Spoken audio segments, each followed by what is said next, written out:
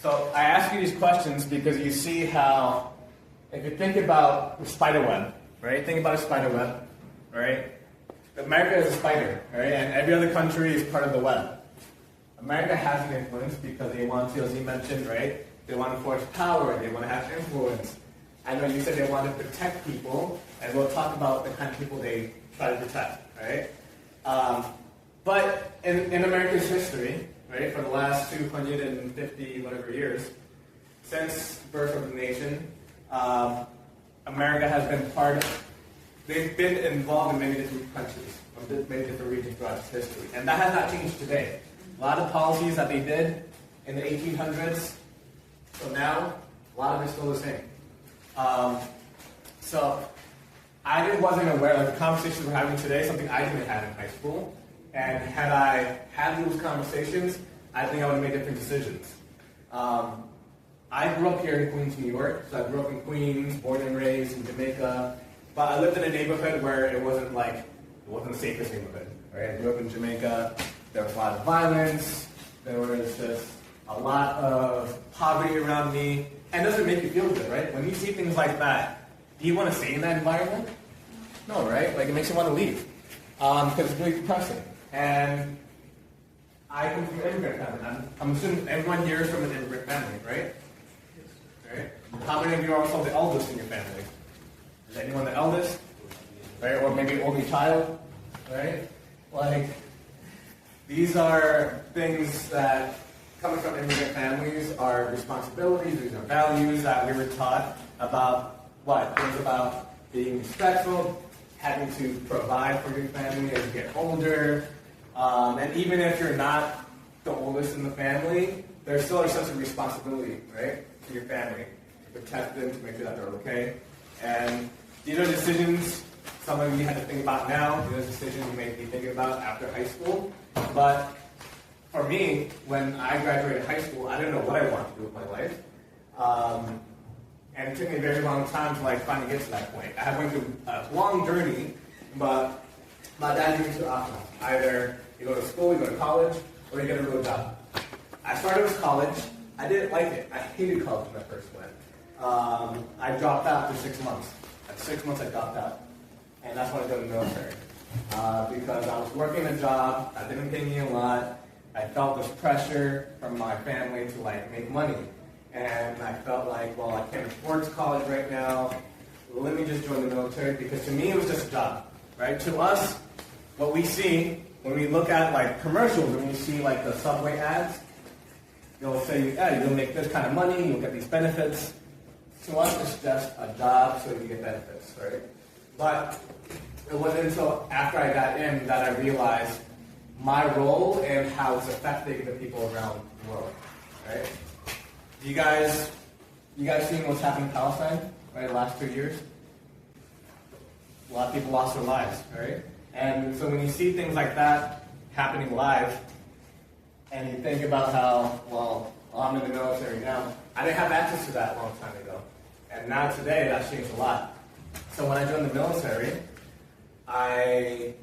shortly after going through training, I went through so many different experiences, having to feel accepted, because coming into this country was hard for my parents.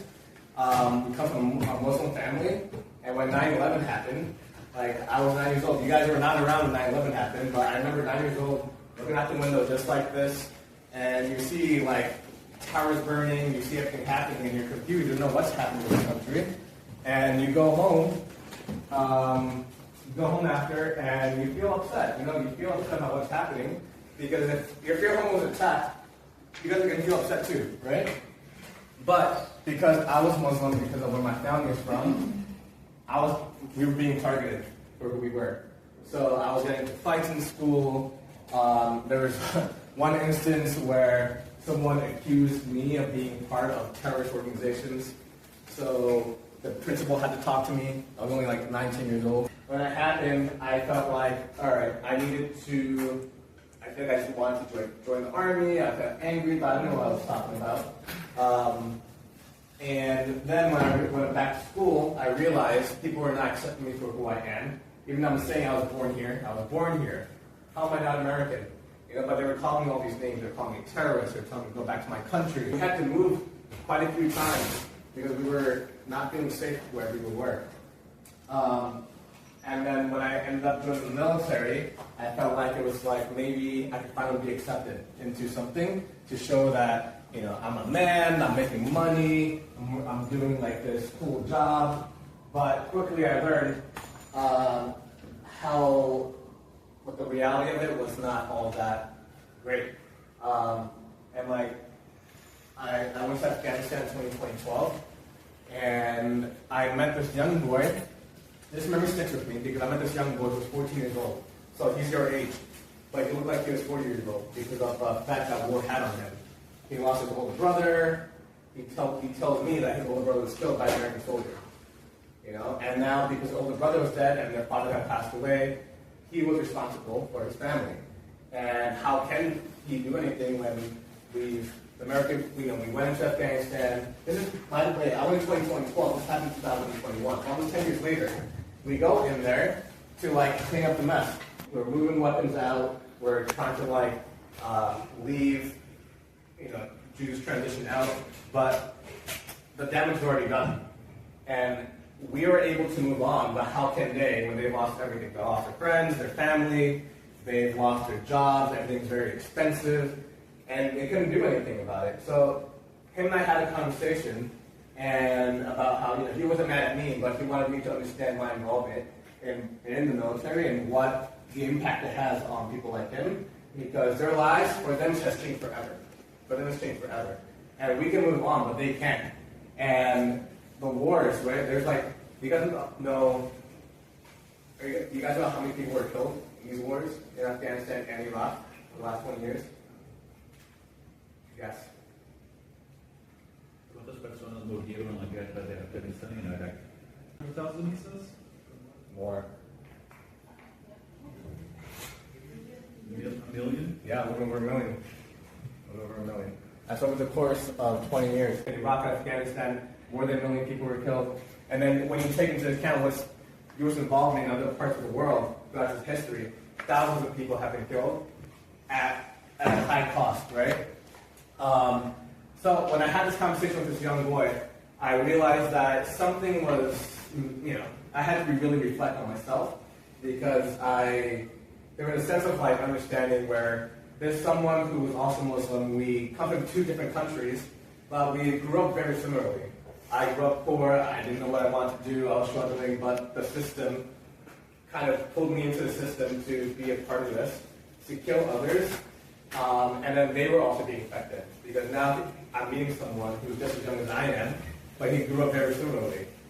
So we both were being used, you know, so when I got back, went back to college, and I spoke with other people who served in the military, and we were talking about how something was missing. Like, how can we continue to fight for a country or the military, knowing what's happening, knowing that peace was never really brought to these countries, right? Peace was never really brought to these countries. So we did the math on how much money was spent. How much money was spent on the wars? Do you guys know how much money was spent? Just give me estimation. More than that. $6.8 trillion. That's how much it costs to kill over 1 million people. $6.8 trillion. Alright? And now, there's friends I've met, right, in both Afghanistan, people I've met from Iraq. They're telling me the countries are worse off than it was before we got there. How is that even possible? Alright? The math is not math, it's not possible. And so we look at $6.8 trillion, and then we look at the problems happening in this country. Right? We see how people who don't have homes, people who are experiencing poverty, people who don't have health insurance, people who are considering about how can they go to college when everything's very expensive, right? Think about how all that money, like, don't you think like all that money, $6.8 trillion, could be spent on people here to make sure that they have enough money to get the basic needs? That's all we need, right? All we need is a basic needs for us to feel like we could accomplish our dreams, to feel like we could live with like dignity. But they take that dignity away and ensure that the only way for you to get that, to live that life of dignity, is to join the military. And it comes at the cost of your life.